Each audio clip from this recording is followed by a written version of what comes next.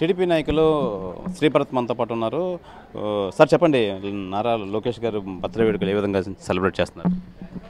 అదే అండి, నేను నా బర్త్డే కూడా మొన్న నేను వచ్చి మాట్లాడాను. వ్యక్తి పూజ అనేది, ఐడల్ వర్షిప్ అనేది నేను అంత నమ్మనండి. కానీ పుట్టినరోజులు వర్ధంతులు ఏంటంటే మనకి మంచి వాళ్ళని, నాయకుల్ని గుర్తు చేసుకొని వాళ్ళలో మనం చూసే మంచిని సమాజానికి చెప్పడానికి ఒక అవకాశం. అండ్ ఇవాళ 23 జనవరి సుభాష్ చంద్రబోస్ గారిది, నారా లోకేష్ అన్నది కలిసి ఉండడం అనేది తట్టలేదు నాకు. అంటే గతంలో కూడా చేశాం, కానీ ఇలా వచ్చి కేక్ కట్ చేయడం అనేది నాకు గుర్తులేదు ఇక్కడ వైజాగ్లో లాస్ట్ 2-3 ఇయర్స్లో. ప్రత్యేకంగా ఇంకోటి ఏంటి అంటే, ఇవాళ ఉన్న సందర్భాలు నాకు చాలా సింక్ కనపడుతుంది. ఏంటి అంటే, సుభాష్ చంద్రబోస్ గారు అప్పుడు బ్రిటిష్ కాలంలో మన శాంతియుతంగా పోరాటం చేస్తుంటే వాళ్ళు మన అడ్వాంటేజ్ తీసుకుంటున్నారు, మనని చాలా హీనంగా చూస్తున్నారు అనే ఒక ఉద్దేశంతో కత్తి పట్టుకున్నారు ఆయన. దాని తర్వాత మొబిలైజ్ చేసి ఇండియన్ నేషనల్ ఆర్మీ అని తయారు చేసి పోరాడి బ్రిటిషర్స్లో భయం పుట్టించారు. బహుశా ఆ ఎలిమెంట్ లేకపోతే అంత తొందరగా మనకి స్వాతంత్రం వచ్చేది కాదేమో. అండ్ ఆయన ఆ పోరాటంలో తొందరగా చనిపోయినా భారతదేశానికి ఒక సింబల్గా ఇప్పటికీ మిగిలిపోయారు. ఆయన బతికింది 48 సంవత్సరాల కోసం. బట్ ఇప్పటికీ ఒక ఇంచుమించు 100 సంవత్సరాల తర్వాత కూడా ఆయన్ని మనం అలా తలుచుకుంటున్నామంటే ఆయన దేశం మీద చేసిన ఇంపాక్ట్. అలాంటి ఒక గొప్ప నాయకుడిని గుర్తు చేసుకోవడం, అదే రోజు నారా లోకేష్ అన్న పుట్టడం అనేది చాలా ఇంట్రెస్టింగ్గా ఉంది. ఎందుకంటే 5 ఏళ్ల క్రితం నారా లోకేష్ ఒక పప్పు, నారా లోకేష్ పనికిరాడు, నారా లోకేష్ ఏమీ చేయలేడు అని చాలా ఆయన మీద చేశారు. అనేక కారణాల వల్ల పార్టీ ఓడిపోయింది. ఇంకా ఎక్కువ ట్రోలింగ్ చేశారు, ఈయన వల్లే ఓడిపోయింది, ఇది అది అని. ఓటమిలో చాలా నేర్చుకుంటాం ఎవరైనా సరే. సో ఆ ఓటమిలో అప్పుడు ఎవరైతే లోకేష్ 19లో ఒకలాగున్నారో, ఆయనలో విపరీతమైన గ్రోత్ ఈ లాస్ట్ 5 ఏళ్ళలో నేను ప్రత్యక్షంగా చూశాను.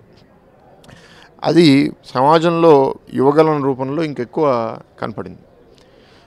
మొదట్లో ఆయన యువగలం పాదయాత్ర చేసినప్పుడు జనాలు రావట్లేదని హేళన చేయడానికి ప్రయత్నించారు, దాని గురించి మాట్లాడడం మానేశారు. దాని తర్వాత ముగింపుకు వచ్చేసరికి ఆయన రెడ్ బుక్ ఎవరైతే ఆఫీషియల్స్ లా వాళ్ళ చేతిలో తీసుకుని ఇల్లీగల్గా వ్యవహరిస్తున్నారో, లేకపోతే ఒక దురుద్దేశంతో వాళ్ళ కాకి బట్టలు లేకపోతే వాళ్ళ గవర్నమెంట్ పొజిషన్ మర్చిపోయి ఒక రాజకీయ నాయకుడిగా లేకపోతే ఒక కార్యకర్తగా ప్రభుత్వం తరపున పనిచేయడం అనేది చాలా దురదృష్టం. అలాంటి వాళ్ళని డెఫినెట్గా మేము ఐడెంటిఫై చేసి రేపు మా ప్రభుత్వం వచ్చినప్పుడు చట్టం వాళ్ళ మీద యాక్షన్ తీసుకుంటుంది అని చెప్పడం జరిగింది. దానికి ఎంత భయం పుట్టేసిందంటే, ఇప్పుడు ఆయన రెడ్ బుక్ గురించి మాట్లాడకూడదు, రెడ్ బుక్ గురించి మా మీద థ్రెటన్ చేస్తున్నారు, ఆయన మీద కేసులు పెడతాం అంటే ఎట్లా వచ్చేసిన పరిస్థితి ఎట్లా మారిపోయిందో మీరే గమనించండి.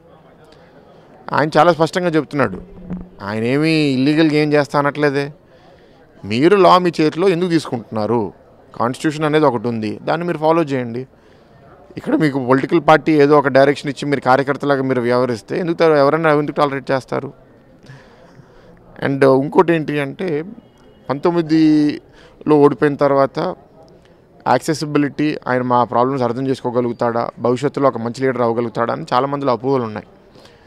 23లో పాదయాత్ర స్టార్ట్ చేసి మొదట్లో ఆయన ఏంటి అంటే, ఇంకా కొందరు నా దగ్గరికి వచ్చి బాగా చేస్తున్నారు లోకేష్ అన్న, చాలా ఎక్స్పీరియట్ చేస్తున్నాం, కానీ వాళ్ళు ఆయన మీద పడేసి రక్కేస్తే కొంచెం ఇరిటేట్ అవుతున్నారు, కొంచెం ఫీడ్బ్యాక్ ఇవ్వండి అని నాకు చెప్పారు.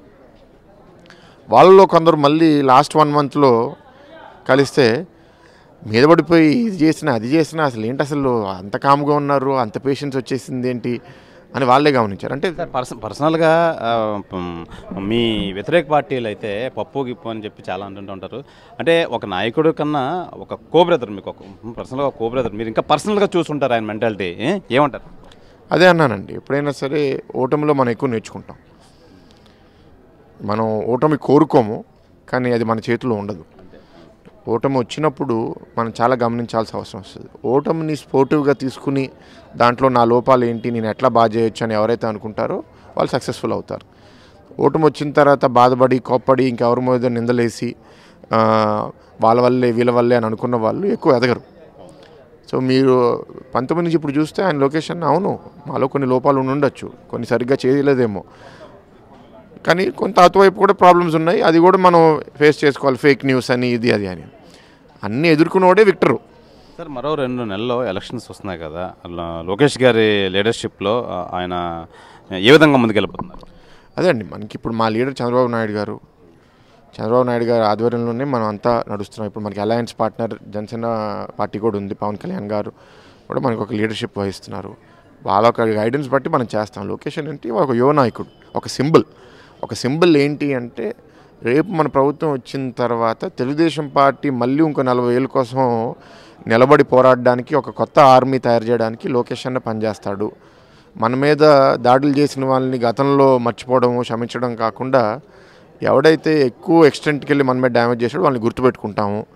మన పార్టీలో ఉన్న వాళ్ళు ఎవరైతే స్వార్థపరులు 4 ఏళ్ళు పోరాడకుండా లాస్ట్ 1 ఇయర్లో వచ్చి పార్టీ గెలుస్తుంది కాబట్టి అనుభవిద్దాం అనుకుంటున్నారు, వాళ్ళ పొజిషన్ ఏంటో కూడా లోకేష్ అన్న సరిగ్గా ప్లేస్లో పెడతారనేది చాలామందిలో వాళ్ళ ఆ నమ్మకం వచ్చింది.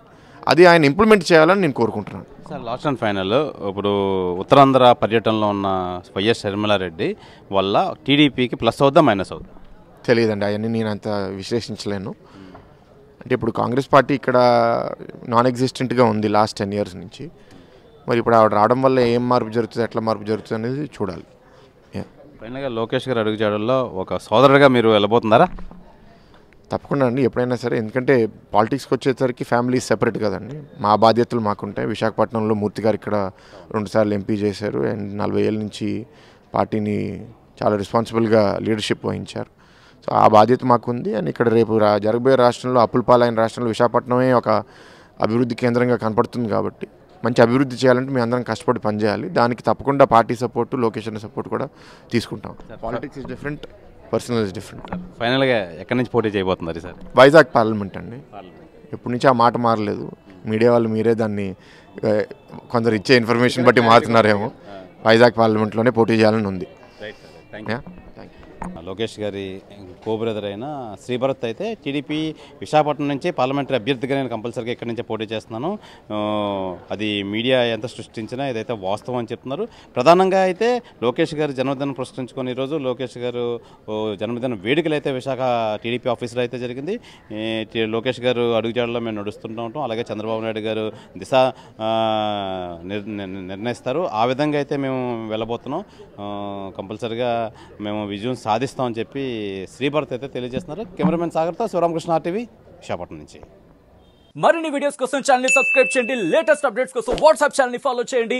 అండ్ లింక్ డిస్క్రిప్షన్ లో ఉంది.